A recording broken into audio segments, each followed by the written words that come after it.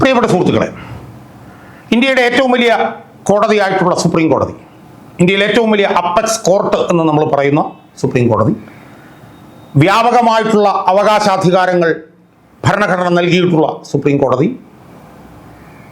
എക്സിക്യൂട്ടീവിൻ്റെ തെറ്റായ നടപടികൾക്കെതിരെ ഉൾപ്പെടെ ജുഡീഷ്യൽ റിവ്യൂവിൻ്റെ അധികാരമുള്ള സുപ്രീം കോടതി, അങ്ങനെ വിശാലമായിട്ടുള്ള ഭരണഘടനാ അവകാശങ്ങൾ ഭരണഘടന നൽകിയിട്ടുള്ള സുപ്രീം കോടതി, ആ സുപ്രീം കോടതിയിലും പിണറായി വിജയന് സ്വാധീനമുണ്ട് എന്ന് പറയാൻ വേണ്ടിയിട്ടാണ് ഞാൻ ഈ വീഡിയോയിലൂടെ ശ്രമിക്കാൻ പോകുന്നത്.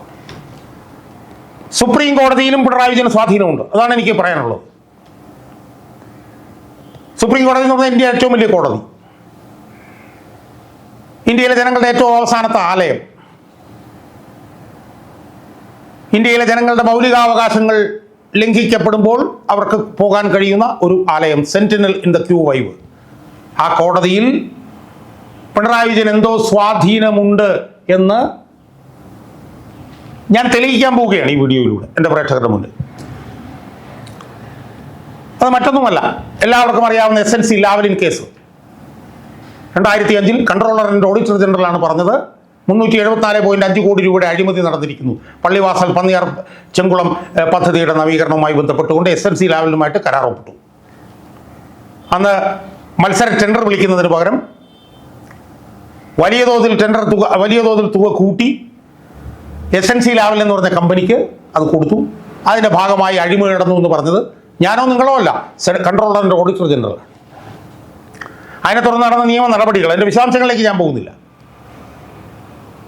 2017 കേരള ഹൈക്കോടതിയിലെ ജസ്റ്റിസ് P. ഉബൈദിൻ്റെ ബെഞ്ച്, അന്ന് ഈ കരാർ നടക്കുന്ന സമയത്ത് വൈദ്യുതി മന്ത്രിയായിരുന്ന പിണറായി വിജയനെയും അന്ന് ഊർജ്ജ സെക്രട്ടറി ആയിരുന്ന K. മോഹനേന്ദ്രനെയും അന്ന് ഊർജ്ജ വകുപ്പ് അഡീഷണൽ സെക്രട്ടറി ആയിരുന്ന A. ഫ്രാൻസിസിനെയും ലാവ്ലിൻ കേസിൽ നിന്ന് കുറ്റവിമുക്തനാക്കിയിരുന്നു. ആ കുറ്റവിമുക്തനാക്കിയതിനെതിരെ CBI എന്ന് പറയുന്ന ഇന്ത്യയിലെ ഏറ്റവും പ്രധാനപ്പെട്ട ഒരു അന്വേഷണ ഏജൻസി, പ്രീമിയർ ഇൻവെസ്റ്റിഗേറ്റിംഗ് ഏജൻസി, 27/10/2017 ഈ പിണറായി വിജയനെ കുറ്റവിമുക്തനാക്കിയതിനെതിരെ സുപ്രീം കോടതിയിൽ ഒരു അപ്പീൽ സമർപ്പിച്ചു. സുഹൃത്തുക്കളെ, ആ അപ്പീല് സുപ്രീം കോടതിയിൽ സമർപ്പിച്ചിട്ട് ഏതാണ്ട് 8 വർഷം കഴിഞ്ഞിരിക്കുന്നു. 27/10/2025 ആകുമ്പോൾ 8 വർഷം തികയും. ആ 8 വർഷത്തിനിടയിൽ സുപ്രീം കോടതി ബെഞ്ചിന് മുന്നിൽ വന്നത് എടുത്തു നോക്കിയാൽ 38 തവണയാണ്. സുപ്രീം കോടതിയുടെ ബെഞ്ചിന് മുന്നിൽ. അതുകൂടാതെ ഒരു 10-20 തവണയും കൂടി സംഭവിച്ചിട്ടുണ്ട്. എങ്ങനെയെന്നറിയോ, രജിസ്ട്രിയിൽ പോസ്റ്റിംഗ് കാണിക്കും, പക്ഷേ ആ ബെഞ്ചിൻ്റെ മുമ്പിൽ വരില്ല. ആ മറിമായം എന്താണെന്ന് ഇതുവരെ ആർക്കും മനസ്സിലായിട്ട് അതൊരു 10-25 തവണ അങ്ങനെ കൂടെ കണ്ടു കഴിഞ്ഞാൽ ഏതൊരു 10-60ഓളം തവണ ബെഞ്ചിൽ വന്നും വരാതെയും ഈ കേസ് സുപ്രീം കോടതി മാറ്റിവെച്ചിട്ടുണ്ട്. അതിനെ കുറച്ച് കണക്കുകളാണ് ഞാൻ എൻ്റെ പ്രേക്ഷകരുടെ മുന്നിൽ ഞാൻ വെക്കാൻ പോകും. ഈ 38 തവണ മാറ്റിവെച്ചതിൽ 25 തവണയും ചീഫ് ജസ്റ്റിസ് ഉൾപ്പെടുന്ന ബെഞ്ചാണ് ഇത് മാറ്റിവെച്ചിട്ടുള്ളത്. 38-ൽ 25 തവണയും ചീഫ് ജസ്റ്റിസ് ഉൾപ്പെടുന്ന ബെഞ്ച്. അതിനപ്പുറത്തെ ബെഞ്ചില്ലല്ലോ.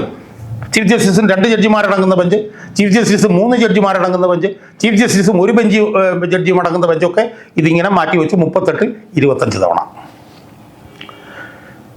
38ാമത്തെ തവണ മാറ്റിവെച്ചത് 16/5/2024 അന്ന് സൂർജയകാന്ത് എന്ന് പറഞ്ഞിട്ടുള്ള ഒരു ജഡ്ജിയും മലയാളിയായിട്ടുള്ള KV വിശ്വനാഥൻ എന്ന് പറയുന്ന വേറൊരു ജഡ്ജിയുടെയും ബെഞ്ചിലാണ് ഇത് 16/5/2024 ഇത് വന്നത്. അതിനുശേഷം ഇപ്പോൾ 1 വർഷമായി കേസ് വരുന്നില്ല.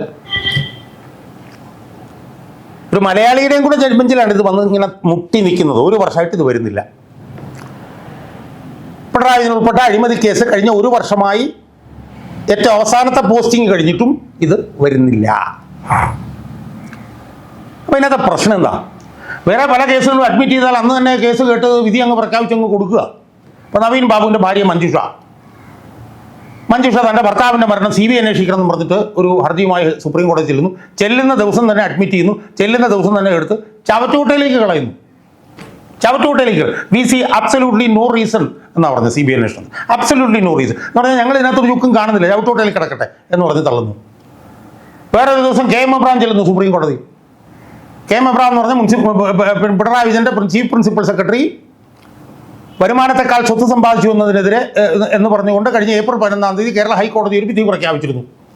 അതിനെതിരെ സ്റ്റേ വേണമെന്നും പറഞ്ഞ് KM എബ്രഹാം ചെല്ലുന്നു. ഹൈക്കോടതി സുപ്രീം കോടതി ജഡ്ജിമാർ ഇങ്ങോട്ട് കേൾക്കുന്നു, അന്ന് തന്നെ കേൾക്കുന്നു, കേട്ട് അന്ന് തന്നെ സ്റ്റേ അങ്ങോട്ട് കൊടുക്കുന്നു. അപ്പോൾ അഴിമതിക്കാരനായിട്ടുള്ള KM എബ്രഹാമിന് സ്റ്റേ കിട്ടുന്നു.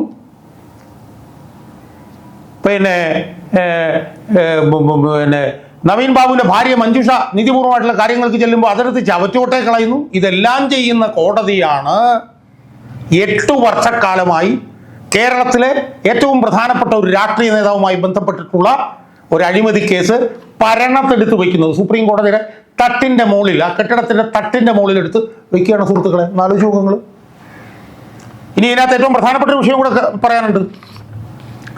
2021 നവംബർ 24-ാം തീയതി ബഹുമാനപ്പെട്ട സുപ്രീം കോടതിയുടെ 3-അംഗ ബെഞ്ച്, അന്ന് ചീഫ് ജസ്റ്റിസ് ആയിരുന്ന NV രമണ, അന്ന് ജഡ്ജായിരുന്ന DY ചന്ദ്രചൂഡ്, അന്ന് ജഡ്ജായിരുന്ന സുർജയകാന്ത്, സുപ്രധാനമായിട്ടുള്ളൊരു കേസ് അവർ വിധി പ്രഖ്യാപിച്ചു. Ashwini Kumar Upadhyay versus Union of India എന്ന് പറഞ്ഞൊരു കേസിൽ അവർ ഈ 24 നവംബർ 2021 ചരിത്ര പ്രധാനമായിട്ടുള്ള വിധി പ്രഖ്യാപിച്ചു.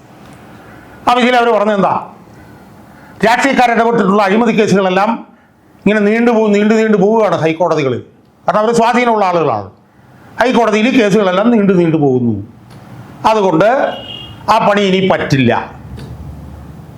അതുകൊണ്ട് ഉന്നതരായിട്ടുള്ള രാഷ്ട്രീയ നേതാക്കന്മാർക്കെതിരെ അഴിമതി ആരോപണങ്ങളുമായി ബന്ധപ്പെട്ട കേസുകൾ ഹൈക്കോടതിയിൽ കിടപ്പുണ്ടെങ്കിൽ സമയബന്ധിതമായി തീർത്തോളണം എന്ന് പറഞ്ഞ് സുപ്രീം കോടതിയിൽ ഉത്തരവിട്ടു.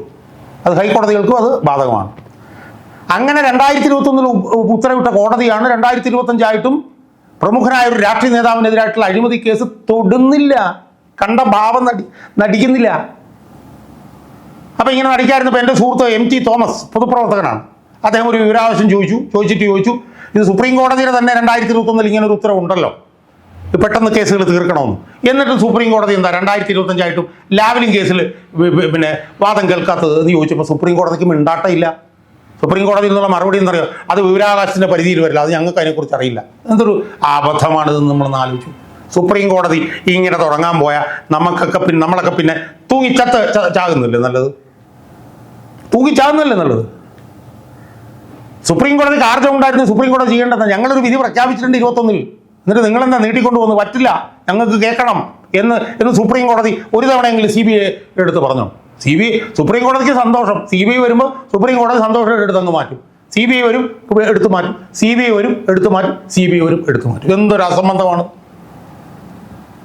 അങ്ങനെ എടുത്തു മാറ്റുന്ന സുപ്രീം കോടതിയാണ് നവീൻ ബാബുവിൻ്റെ ഭാര്യ മഞ്ജുഷ ഭർത്താവിൻ്റെ മരണം CBI അന്വേഷണം എടുത്ത് ചവിട്ടോട്ടിലോട്ട് കളയുകയാണ്. അപ്പോൾ ഇതുകൊണ്ടാണ് ഞാൻ ചോദിക്കുന്നത്, സുപ്രീം കോടതിയുടെ മുകളിലാണോ പിണറായി വിജയൻ്റെ സ്ഥാനം? ഞാൻ പറഞ്ഞത്, നിങ്ങൾ പിണറായി വിജയനെ വെറുതെ വിടാനാണെങ്കിൽ വെറുതെ വിട്, കേസ് കേൾക്ക്. അല്ലെങ്കിൽ കേസ് കേൾക്കാതിരിക്കുമ്പോഴത്തേക്ക് കേസ് കേൾക്കാതിരിക്കുന്നൊരു ന്യായം പറ.